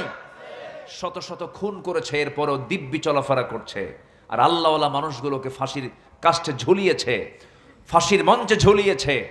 যারা এই জুলুমগুলো করেছ, তোমাদের জন্য আজকে জমিনটা বড় সংকীর্ণ আল্লাহ পাক করে দিয়েছে। ঠিক কিনা বলেন? আল্লাহ আছে না নাই? আল্লাহ আছে। সম্মানিত ভাইয়েরা, সম্মানিত বন্ধুগণ, দুনিয়ার প্রতি অত্যাধিক মোহ পথভ্রষ্টতার অন্যতম একটা কারণ। আল্লাহ রাব্বুল আলামিন বলেন, উলাইকা আল্লাযীনা ইশতারাফুল হায়াতাদ দুনিয়া বিল আখিরাহ ফালা ইউখাফফাফু আনহুমুল আযাবু ওয়ালা হুম ইউনসারুন। জোরে বলুন আল্লাহু আকবার। নাম্বার 4 হলো শয়তানের প্ররোচনা অনুসরণ করা। শয়তান বলে যাত্রা লাগা, শয়তান বলে জেনার কাজের জন্য তুই নিজেকে প্রস্তুত করে ফেল। একটু বসেন, একটু বসেন, একটু বসেন, বসেন, বসেন। জিকির করি লা ইলাহা ইল্লাল্লাহ। খুব মানসিক চাপে আছি, মাঝে মাঝে বৃষ্টি আসে, মাঝে মাঝে থামে আমার। যে একটু বসেন, জিকির করি লা ইলাহা লা ইলাহা ইল্লাল্লাহু মুহাম্মাদুর রাসূলুল্লাহ সাল্লাল্লাহু আলাইহি ওয়াসাল্লাম। মাহফিল কমিটি এই মাহফিলটা কত বছর চালায়? 3 বছর যাবত। বলি আলহামদুলিল্লাহ। এই মাহফিলটা এই অসময়ে, আমি অসময়ে বললাম কেন? এটা আসলে একটু বৈরী আবহাওয়া। সময়কে গালি দেওয়া ঠিক না। এই বৃষ্টির সময় বৃষ্টি না হলেও তো বেকায়দা। এই সময় বৃষ্টি হওয়ার দরকার আছে না, বলেন তো? আচ্ছা, তো মাহফিল কমিটি এই মাহফিলটা চালায় আসছেন 3টি বছর হলে। আগামী বছর আবার হোক, সবাই চান না আপনারা? আমরা একটু সংস্কার চাই আগামী বছরের জন্য। সেটা হলো আগামীতে যেন একটু ত্রিপলের ব্যবস্থা করা হয়। এই সংস্কারটা আপনারা আগামীতে রাখবেন। এই সময় অন্তত মাহফিল করলে অন্তত নিচে বসার জায়গা না দিলে নিচেরটা উপরে দিয়ে দিবেন। দিছেন নিচে, দরকার তো উপরে, ঠিক আছে না? উপরে দিলে পরে এটা আজকে তাহলে এই ছাতা মারা লাগতো না বারবার। ছাতা মারলে আমি ওয়াজ ভুলে যাই, সব মন যায় ওইদিকে, তখন আমি আবার চলে যাই ওইদিকে। সম্মানিত ভাইয়েরা, পৃথিবীতে মাটির অংশ বেশি না পানির অংশ বেশি? পানি, পানিই বেশি। 7 সমুদ্র, সাবআতু আবহুর, এই 7টা সমুদ্র আল্লাহ পাক পৃথিবীতে সৃষ্টি করেছেন। এই সমুদ্রের তলদেশে আল্লাহ পাক আগুন রেখে দিয়েছেন। সমুদ্রের তলে আগ্নেয়গিরি আছে। এই রহস্য প্রেজেন্ট ওয়ার্ল্ড বের করেছে। আর কোরআন আজ থেকে 1500 বছর আগে তা বলে দিয়েছে। সুবহানাল্লাহ বলবেন না? আল্লাহ পাক এক জায়গায় কসম খাচ্ছেন, ওয়াল বাহরিল মাসজুর, ওয়াল বাহরিল মাসজুর, প্রজ্বলিত সমুদ্রের কসম। প্রজ্বলিত অর্থাৎ জ্বলে ওঠা সমুদ্রের কসম। কখনো চিন্তা করা যায়? শতাব্দীর পর শতাব্দী মানবতা এই ধারণাটিকে কল্পনাও করতে পারে নাই। অথচ 19-20 শতকে বিজ্ঞানীরা গভীরভাবে গবেষণা করে দেখেছেন সমুদ্রের তলদেশে আগ্নেয়গিরি আছে। সেখানে mid Atlantic ridge, Pacific ring of fire এর মতো সমুদ্র অঞ্চলগুলোতে প্রচুর সক্রিয় আগ্নেয়গিরি রয়েছে। অথচ মহান রব্বুল আলামিন এই তথ্য আজ থেকে 1500 বছর আগে বলে দিয়েছেন। জোরে বলে সুবহানাল্লাহ। এই যে মাইকগুলো চলছে, এই যে মাইক্রোফোনগুলো এখানে আছে, ক্যামেরাগুলো আছে, সবগুলোর মধ্যে লোহা আছে না নাই? লোহা ছাড়া মানুষ সচল না অচল? গাড়িতে চড়বেন কি লাগবে? কথা বলবেন কি লাগবে? মোবাইল চালাবেন কি লাগবে? এমন কোনো কাজ নাই যে কাজে লোহার প্রয়োজন নাই। অস্ত্র বানাবেন কি লাগে? লোহা লাগে। তাহলে সেই লোহাটা আল্লাহ পাক কি আমার আপনার জন্য কোন কি বলে খনি থেকে দিয়েছেন না নাজিল করেছেন? বলেন, নাজিল করেছেন। আপনি কি বলে সোনাকে বলতে পারেন সোনার খনি, গ্যাসকে বলতে পারেন গ্যাসের খনি। খনি থেকে গ্যাস এসেছে, খনি থেকে সোনা এসেছে, খনি থেকে কয়লা এসেছে। কিন্তু লোহাটা যদিও আমরা দেখছি এমন করে, কিন্তু এই লোহাটা কিন্তু পৃথিবীর কোনো সম্পদ নয়, পৃথিবীর কোনো জায়গায় এটা ছিল না। আল্লাহ পাক লোহাটাকে আসমান থেকে নাজিল করেছেন। জোরে বলে সুবহানাল্লাহ। কেন? লোহা বানাতে যে তাপমাত্রার দরকার সেই তাপমাত্রা দুনিয়াতে নাই। আকাশের যে সূর্য আছে, সূর্যের আভ্যন্তরীণ তাপমাত্রা হলো 15 মিলিয়ন ডিগ্রি সেলসিয়াস সূর্যের। আর লোহা যদি কোথাও তৈরি করতে হয় সেই জায়গায় তাপমাত্রা থাকতে হবে হলো 5 billion degree Celsius. 5 billion degree Celsius তাপমাত্রা পৃথিবীর কোথাও আছে? লোহা মানুষ বানাবে কেমনে? আল্লাহ তাআলা লোহা নামক এই ধাতুকে আসমান থেকে নাজিল করেছেন। আল্লাহ পাক এটা সূরা নাজিল করেছেন, সূরাতুল হাদীদ। ওয়া আনজালনাল হাদীদ ফীহি বাসুন শাদীদ ওয়া মানাফিউ লিন-নাস। আল্লাহু আকবার বলেন। বিজ্ঞান বলছে হয়তোবা মহাশূন্যের মাঝে কোনো সুপারনোভার মহাবিস্ফোরণ ঘটে, ওই মহাশূন্য থেকে আসমান থেকে এই লোহাগুলো সিটে সিটে দুনিয়াতে পড়েছে। এই লোহাগুলো আমরা হাতের আওতায় আমরা পেয়েছি, কিন্তু লোহাটা সে আসমান থেকে একমাত্র বরকত হিসেবে নাজিল করেছেন তিনি আমার কে? এই তথ্য কোথায় আছে? বলেন, এই তথ্য কোথায় আছে? তাহলে বলুন, কোরআন কি শুধু পথভ্রষ্টতার কারণগুলো খুঁজে বের করে, না সব খুঁজে বের করে? সব খুঁজে বের করে দেয় কোরআন। আসুন আর বাকি 6টা পয়েন্ট আমি আক্ষরিকভাবে শাব্দিকভাবে বলি। আমি আমার শেষ দিকে আস্তে আস্তে চলে যাচ্ছি। সম্মানিত ভাইয়েরা, 1 নম্বর হলো কুফর। আমরা কুফরের পথে থাকবো না ঈমানের পথে থাকবো? আচ্ছা, কুফরের পথে থাকবো না তাওহীদের পথে থাকবো? নাম্বার 2, শিরিক করা। শিরিক এটা মারাত্মক গুনাহ, সেই শিরকের ধারে পাশে আমরা যাব না। শনিবারে বাঁশ কাটা যাবে না, বৃষ্টির দিন বিয়ে করা যাবে না। যার বৃষ্টির দিনে বিয়ে হবে সারা জীবন তার চোখের পানি ফুরাবে না। আছে কিনা বলেন? এগুলো হচ্ছে কথার শিরক, প্রচলিত শিরক। সকালবেলা বাকি দিলে তার সারাদিন ব্যবসা শেষ। আছে কিনা বলেন? এটা ভুয়া কথা, ভুল কথা। বরঞ্চ আপনি যদি কাউকে কর্জে হাসানা দেন, এটা দানের চাইতে বেশি সওয়াব। আল্লাহু আকবার বলেন। এটা বুঝি না, জানি না, এই জন্য আমরা এই সমস্ত কথাগুলো শুনি। নাম্বার 3 হচ্ছে দুনিয়ার প্রতি অত্যাধিক মোহ, মানে অকল্পনীয় মোহ। নিজের বউ থাকতেই আবার অন্যের বউয়ের দিকে ধান্দা, আকর্ষণ। এটা কি বৈধ না অবৈধ বলেন তো? নিজের বউ এই পর্যন্ত আল্লাহ পাক লোভ করতে বলেছেন, তোমার বউ সমস্যা নেই, ইজাব কবুল করছো, ভালো কথা, কিন্তু তুমি আবার রিপনের বউয়ের দিকে যাও কেন? রিপন নামে কেউ থাকলে আবার মাইন্ড করবেন না, এমনি একটা নাম বললাম, মনে হলো একটা নাম বললাম। তো অন্যের বউয়ের দিকে নজর, এটা হচ্ছে অত্যাধিক মোহ, অবৈধ মোহ। আপনার সম্পদ কেন আপনি কামনা করবেন না? আপনি বৈধ পথে ইনকাম করেন, কোটিপতি হন, সমস্যা নাই। 10 জন সাহাবী ছিলেন জান্নাতের সংবাদ পাওয়া। বাকি সাহাবীরা কি জান্নাতের মেহমান হবেন কিনা বলেন? হবেন। কিন্তু এই কথাটা আসছে, 10 জন সাহাবীর গুরুত্ব ইসলামে বেশি এসেছে। সব সাহাবী মূল্যবান, সব সাহাবী আল্লাহর কাছে সম্মানিত, রাদিয়াল্লাহু আনহুম ওয়া রাদু আন। এই 10 জন সাহাবী, তাদের জীবনী আমি একটু দেখে, আমি স্টাডি করে যতটুকু বুঝলাম, 10 জন সাহাবী ছিলেন মিলিয়নার, অধিকাংশ সাহাবী ছিলেন ধনী সাহাবী। আল্লাহু আকবার বলেন। আমার দেশে মানে ইসলাম গরিব হতে বলে, গরিব হতে বলে, এই প্রচারটা বেশি হয়েছে। কিন্তু দেখেন এই দামি দামি সাহাবী যারা রাসূলের সবচেয়ে কাছের সাহাবী ছিলেন, সবগুলো মিলিয়নার শুধু নয়, বিলিয়নার ছিলেন। সাইয়েদনা আবু বকর সিদ্দিক রাদিয়াল্লাহু আনহু, তিনি কি গরিব না ধনী? ওসমান জামাই গরিব না ধনী? আব্দুর রহমান ইবনে আওফ গরিব না ধনী? সব ধনী ধনী সাহাবী, সব বিলিয়নার ট্রিলিয়নার সাহাবী ছিলেন, প্রচুর সম্পত্তির মালিক ছিলেন তারা। কিন্তু তারা কি অবৈধ সম্পদ উপার্জন করেছেন? বৈধভাবে আপনি মালিক হন। আপনি কেন সম্পদের মালিক হবেন না? হন। আপনি তো যাকাত দিবেন, আপনি তো বান্দার হক আদায় করবেন, কিন্তু অন্যের জমি দখল করে না, ন্যায্যভাবে ক্রয় করে, ন্যায্যভাবে ক্রয় করে, দখল করে নয়।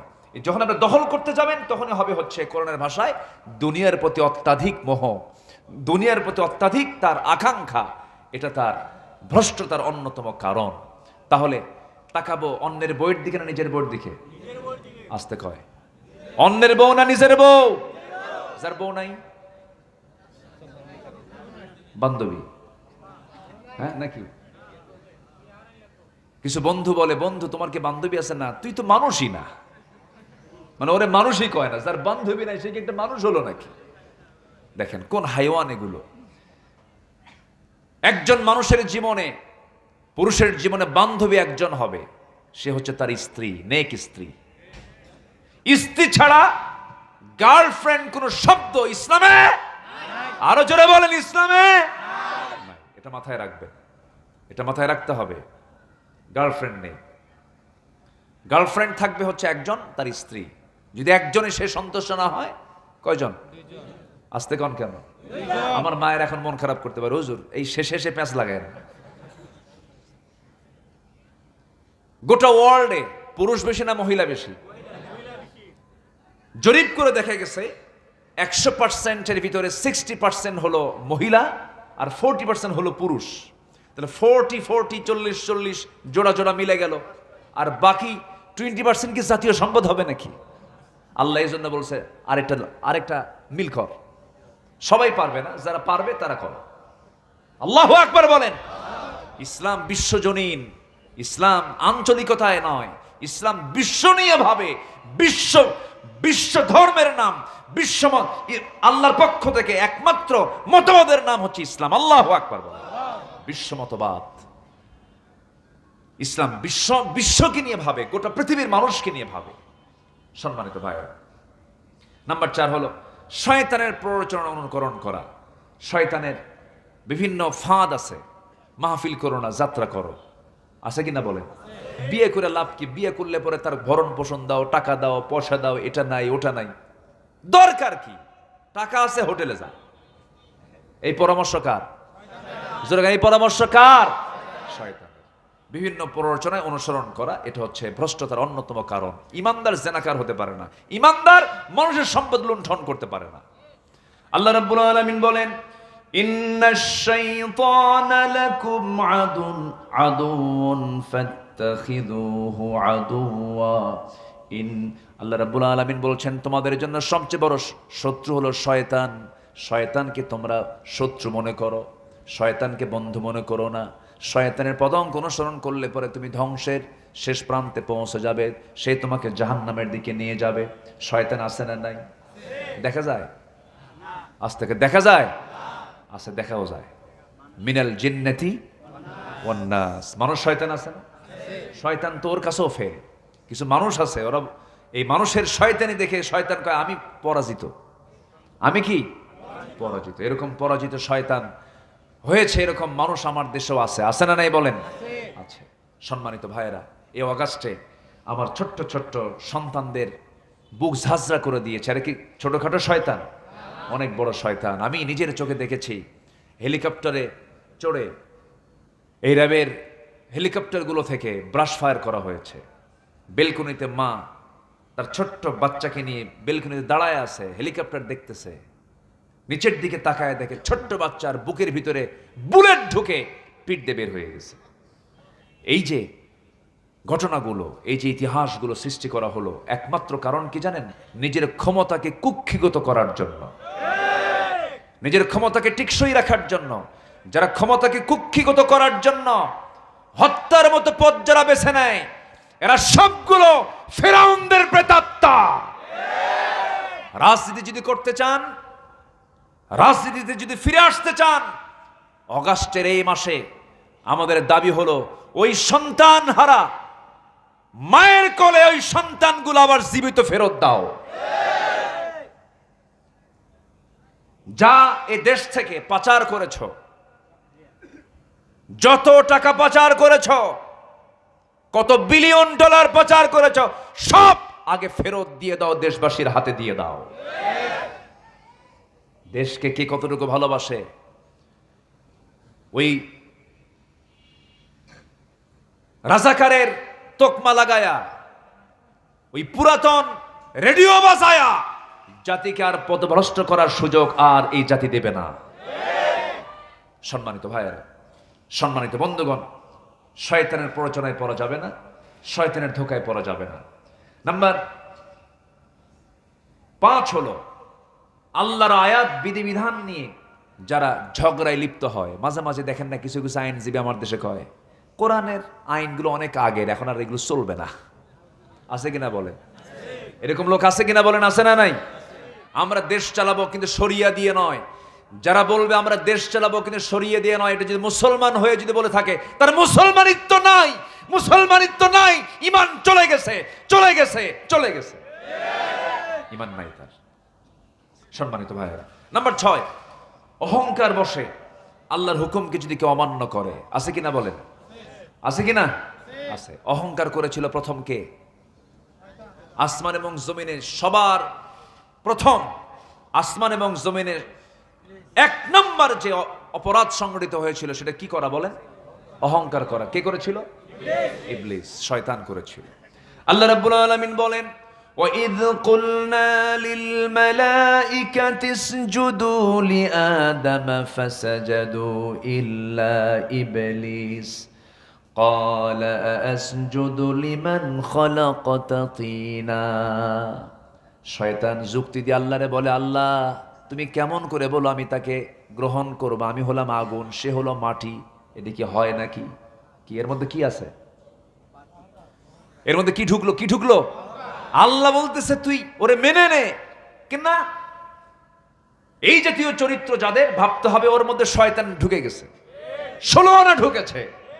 আল্লাহর আইনকে অমান্য করার কোনো সুযোগ নেই। আর যে অমান্য করবে সে পথভ্রষ্ট। সে কি? পথভ্রষ্ট। সে পথভ্রষ্ট হয়ে গেছে। নাম্বার 7 হচ্ছে জুলুম করা। কি করা? 16 বছর তো কোনো জুলুম ছিল না। ছিল? জুলুম ছিল, মহা জুলুম ছিল। মাহফিল ছিল না, মাহফিল করতে দিত না, আমাদের ধরে নিয়ে মাঝে মাঝেই, এটা রুটিন ওয়ার্কের মতো। মাহফিলে বসছি, পুলিশ চলে আসছে, হুজুর চলেন। কোথায়? চলেন একটু থানায় যাই, চা খাই। মামলা টামলা দিয়া জেলখানা ভরায় রেখেছিল। সম্মানিত ভাইয়েরা, এই জুলুমগুলো যারা করেছে, এই জুলুমের অবসান, মাজলুমদের ফরিয়াদ, মাজলুমদের প্রার্থনা কবুল হয় কার দরবারে? আসতে বলবে না, কার দরবারে? এই জুলাইয়ের যে অভ্যুত্থানটা হয়েছে, এটি কি শুধুমাত্র রাস্তায় যুবকরা নেমেছে শুধু এদের কারণেই হয়েছে, না আরো কিছু কারণ আছে? আরো কিছু কারণ আছে। তার 1টা বছর আগেই আল্লামা সাইদিকে শহীদ করা হয়েছে। কত ভালো ভালো মানুষকে জুডিশিয়ালি কিলিং করে দুনিয়া থেকে বিদায় করা হয়েছে। সম্মানিত ভাইয়েরা, আয়না ঘরে থাকা আমান আজমি এবং ব্যারিস্টার আরমানকে, এই দুজনের সঙ্গে সরাসরি কথা বলেছি। তারা বললেন যে আমরা যে ফিরে আসতে পারবো এই দুনিয়াতে, আবার আমরা দুনিয়াতে থেকে আমরা দুনিয়ার বাইরে ছিলাম, এর কেমন কথা, কি আচরণ এগুলো? একটা জাতির স্বাধীনতা, 1971 সালে দেশ স্বাধীন হওয়ার পরে 53 বছর পরে এসে যদি এই চিত্র যদি চিত্রায়িত হয়, আমরা এমন বাংলাদেশ চাইনি। আমরা একটি স্বাধীন, সার্বভৌম, এটা সুন্দর সোনার বাংলা গড়তে চাই, সবকিছু বাদ দিয়া একমাত্র কোরআন দিয়া। আল্লাহ কবুল করুন, জোরে বলি আমিন। কোরআন দিয়ে যদি করি, জুলুম থাকবে না, ফিতনা থাকবে না, সেখানে ফাহিশা থাকবে না, পর্দাহীনতা থাকবে না, নোংরামি থাকবে না, অন্যায়ের কোনো শাসন থাকবে না। কারণ কোরআন কার? কোরআন কার? আর কোরআন ছাড়া যা কিছু আছে সবকিছু কার? শয়তানের। কার বলেন তো? শয়তান। আমরা কারটা নিয়ে বসে আছি এখন? শয়তানেরটা নিয়ে বসে আছি।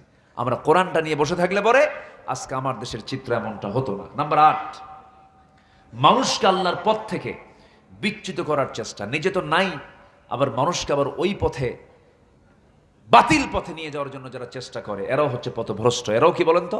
পথভ্রষ্ট। সম্মানিত ভাইরা, নাম্বার 9 হচ্ছে রাসূলুল্লাহর বিরুদ্ধচারণ। রাসূলকে মানে না এমন লোক আছে না? আসতে বলবেন না, আছে না নাই?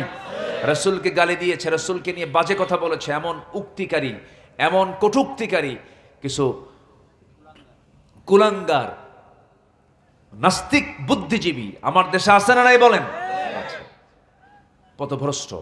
আল্লাহ পাক তাদেরকে পথভ্রষ্টতার চূড়ান্ত রূপ বলে আখ্যা দিয়েছেন। এই পথভ্রষ্টতা থেকে আমাদেরকে বাঁচতে হবে। রাসূলকে মানতে হবে এক জায়গায় না সব জায়গায়? এক জায়গায় না সব জায়গায়? রাসূলকে আপনি দাড়িতে মানবেন, রসুলকে আপনি আতর সুরমায় মানবেন, জুব্বায় মানবেন, কিন্তু দাঁত ভাঙ্গায় মানবেন না, রাজনীতিতে মানবেন না, দলে মানবেন না, দলীয় জায়গায় মানবেন না। আপনি নবীর উম্মত নন, আপনি ভণ্ড, আপনি প্রতারক। এটা মাথায় রাখতে হবে। সম্মানিত ভাইয়েরা, সম্মানিত বন্ধুগণ, সর্বশেষ 10 নম্বর হচ্ছে ঈমান আনার পর বারবার কুফরিতে চলে যাওয়া। আছে না এরকম? ঈমান আনে ইসবিহু মুমিনান ওয়া ইমসি কাফিরান, সকালবেলা ঈমান, বিকেলবেলা কাফের। আছে কিনা বলেন? আছে।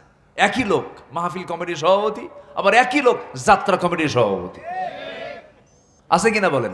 রাত 10টায় মাহফিলের সভাপতি, রাত 3টায় যাত্রা কমিটির সভাপতি। Double standard. আল্লাহ বলছেন এদের অবস্থা কি হবে?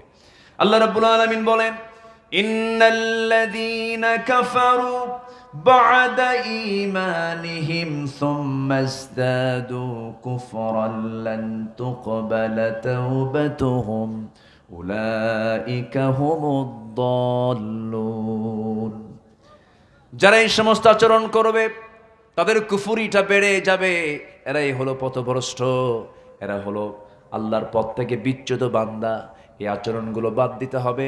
একটা লাইন ধরতে হবে, যা দিয়ে আমরা শুরু করেছি, সবাই বলুন, ইহদিনাস সিরাতাল মুস্তাকিম সিরাতাল্লাযীনা আন'আমতা আলাইহিম গায়রিল মাগদুবি আলাইহিম ওয়ালাদ-দাল্লিন। এরপরে আরো জোরে বলেন, এই সূরা ছাড়া কি নামাজ হয় নাকি?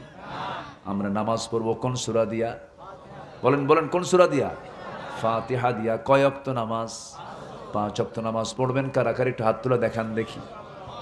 5 ওয়াক্ত নামাজ। জোরে বলি, ইয়া আল্লাহ, ইয়া রহমান, আমাদেরকে 5 ওয়াক্ত সালাত আদায় করার তৌফিক তুমি আল্লাহ দিয়া দাও। জোরে বলি আমিন।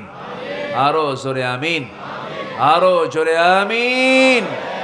হাত নামান।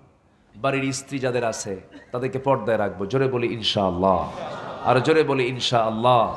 মেয়ে সন্তানগুলোকে পর্দায় রাখার চেষ্টা করব। জোরে বলি ইনশাআল্লাহ। যার পর্দাটা 16 আনা আছে, নামাজটা পরিপূর্ণ আছে, হালাল রুজি আছে, আল্লাহ পাক তাকে জান্নাত না দিয়ে কোথায় দিবেন? আল্লাহ তাকে জান্নাত দিবেন। এই বিষয়গুলো আমরা খেয়াল করি। নামাজ, পর্দা, হালাল রুজি, এই বিষয়গুলো আমরা খেয়াল করার চেষ্টা করবো। আল্লাহ পাক সেই তৌফিক সবাইকে দান করুন। এক সাহাবী বলছেন, হুজুর আমাকে একটু শর্ট প্যাকেজ দেন, জান্নাতে যেতে চাই। শর্ট প্যাকেজ আছে না? শর্ট প্যাকেজ আছে না? তো এক সাহাবী এসে শর্ট প্যাকেজ চাচ্ছেন, হুজুর আমি বেশি ওয়াজ শুনবো না, আমার এই শর্ট প্যাকেজ দেন। রাসূল বলেন, শর্ট প্যাকেজ নিবা? হ্যাঁ। তুমি কি কি করো বলো? ইদা সাল্লাইতুল মাকতুবাত, 5 ওয়াক্ত নামাজ পড়ি, অসুমত রমাদান, রমজান মাসে রোজা রাখি, ও হালালতুল হালাল ও হারামতুল হারাম, হালালকে হালাল জেনে, হারামকে হারাম জেনে, হারামকে বর্জন করে হালালকে গ্রহণ করি। আদখুলুল জান্নাতি ইয়া রাসূলুল্লাহ। আমার রাসূল বললেন যে তুমি কি বলতে চাও? হুজুর আমি এই 4টা কাজই করব, ওয়ালাম আযিদ আলা যালিকা শাইআন, আমি এর বাইরে একটা কাজও করব না। আমি কি জান্নাত পাবো না? রাসূল মুস্কি হাসি মেরে বলেন, তুমি জান্নাতি। সুবহানাল্লাহ। জোরে বলে সুবহানাল্লাহ। তাহলে এটা কি প্যাকেজ বলেন? আর জোরে কোন কি প্যাকেজ? Short package. 4টা কাজ। 5 ওয়াক্ত কি নামাজ, রমজান মাসে রোজা, হালালকে হালাল, হারামকে হারাম। তাহলে হালাল আর হারাম যদি আমরা ঠিক করি, আর কিছু লাগে ভাই? আর কিছুই তো লাগে না। শুধু কারো জীবন যদি হালাল নিয়ে যদি গড়তে পারে, তাকে জান্নাত ঠেকাবে কে? আল্লাহ তো তার জন্যই জান্নাত রেখে দিয়েছেন। আল্লাহু আকবার বলে। আসুন আমরা এই শর্ট প্যাকেজকে মাথায় রাখবো। যে কথাগুলো বললাম, পথভ্রষ্টতার কারণগুলো মাথায় নিয়ে ওই পথগুলোকে ছেড়ে দিয়ে আমরা হেদায়েতের পথে চলবো। জোরে বলি ইনশাআল্লাহ। এই কামনা, এই আশাবাদ কামনা করে আমি আমার কথা, মানে আজকে কথা বলাটা আমার জন্য এতটাই টাফ ছিল। আমি আপনাদের মানসিক অবস্থার উপর আমি আলোচনা করছিলাম। কি করি? ছাতা মারে একবার, বন্ধ করে একবার, বৃষ্টি আসে একবার, যায় একবার। এর মাঝেও এই একটা মানে উৎকণ্ঠার ভিতরে, একটা প্রতিকূল বৈরী আবহাওয়ার মাঝে আপনারা বসেছিলেন, আমাকে সময় দিলেন, দিনের জন্য সময় দিলেন। আল্লাহ আমাদেরকে উত্তম জাযায়ে খায়র দান করুন। জোরে বলি আল্লাহুম্মা আমিন। জি, আমরা শুনবেন? আচ্ছা, দেখা যাক ইনশাআল্লাহ। আমরা এটা জিকির করি, লা ইলাহা, আরো জোরে লা ইলাহা